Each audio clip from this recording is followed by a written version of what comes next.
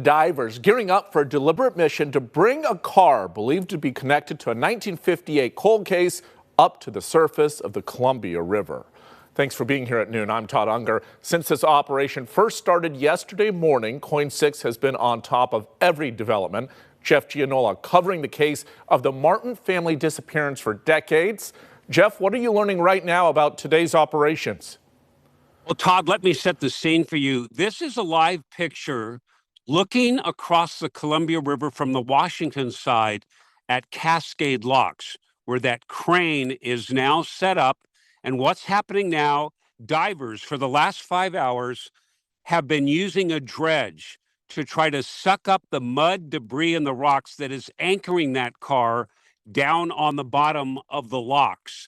Now, I am reporting from the scene here. That's why I'm on the phone, because I want to be your eyewitness as to exactly what's going on. We've been granted, KOIN 6, exclusive access to the command center put up by the Hood River Sheriff. And the rule here is no pictures. I'm allowed to report from here, but no pictures from here. That's why we have this live shot from across the river at the scene. Let's take a live KOIN 6 drone shot right now. And this is from the air above, and it gets you kind of an idea of the operation here.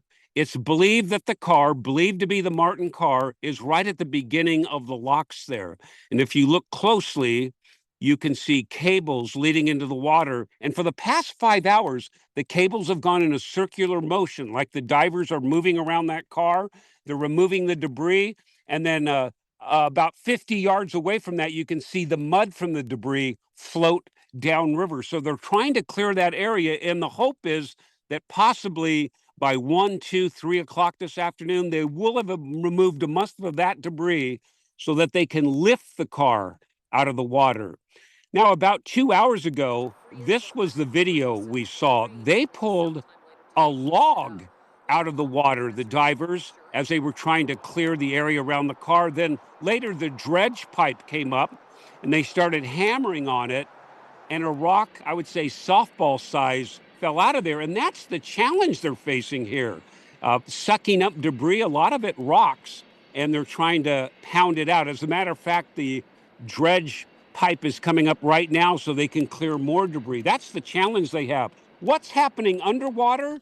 Well, this car was discovered by a diver named Archer Mayo, and Archer shot this video. He had been searching for this car for 7 years, and this is what he's facing. You see his hand there clearing some of the debris. He had a little vacuum dredge, but nothing like what the divers are using right now. Sheriff investigators are standing by. They keep checking with the divers to see how much debris they've cleared so far. And, when will they be able to time bringing the car up? It all depends on if they can remove enough debris so that car can move easily, because they don't want to disturb any evidence that's in there. Remember, 2 of the Martin girls washed ashore downriver, their bodies 5 months after the Martins disappeared. There could be 3 remains still trapped in that car, so they're treating this very, very carefully. Let's talk about the car. We have a description of it right here. I want to go to that. It was a 1954 Ford station wagon like this. It was tan in color. You notice the red trim around the windows? That matches what the diver has seen Archer underwater. But more importantly, Archer has a partial plate. And here was the Martin's license plate number, IG7156. And here's the Martins.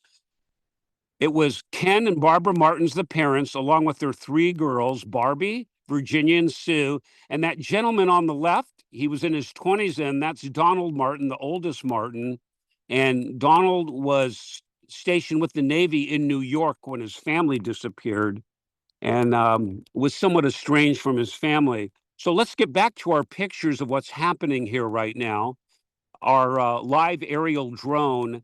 So the hope is that they remove enough mud and debris that they can move this car by 1, 2, 3 o'clock in the afternoon, may go a little later. This is an expensive operation, and so they're working fast.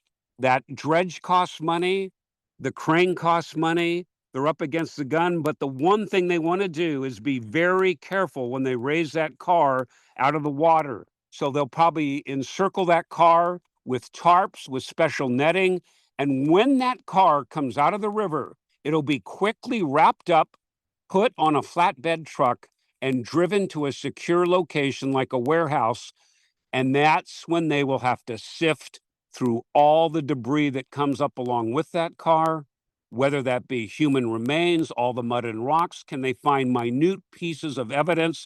Because there's always been two theories in the disappearance of the Martins: that they accidentally drove into the locks here at Cascade Locks, because it was very easy to do that back then. It was a gravel parking lot with no barrier to the water. Or, as one Multnomah County detective always thought, the Martins met with foul play. So this is considered a crime scene investigation. They start with the worst case scenario, and depending on where it leads from here, once they recover that car, that's where the investigation will take him. So, Todd, that's the latest from Hill. We'll remain on the scene throughout the afternoon into the evening, and we'll wait and see what happens. We're in a wait and see mode right now, but I'll continue to keep you up to date. And Jeff, just to elaborate on what you were just talking about there, they really have to treat this as a crime scene in a way. So that's why they're so methodical, so careful with the car, right? Yes, Todd, they want to treat this because they don't know why the Martins disappeared. They don't know how the Martins disappeared. Could it be foul play? They want to preserve any kind of evidence. And you think, well, what kind of evidence is that? Well, here's something to think about. Was the car in reverse, or was the car in neutral? Was the car purposely somehow pushed to the water? Was the car in reverse? Maybe that points to an accident. Is there some sort of trauma on any remains that they find after almost 70 years? Are there any kind of fragments that could be in the car that might point to some kind of foul play? So that's why they're treating it as a crime scene. They'll take the worst case scenario, work backwards from there. And as the sheriff told me last night, he goes, you know, Jeff, we may never know, but he goes, this is where we start. Absolutely. Jeff Gianola live for us today at Cascade Locks. Jeff, we'll see you later this afternoon. Thanks so much. Okay, Todd, take care. And we have much more on the Martin family and the decades-long look into their mysterious disappearance. That's all available at KOIN.com. You'll find a timeline there. Jeff's reporting on the 50th anniversary of the disappearance and his entire podcast series as well.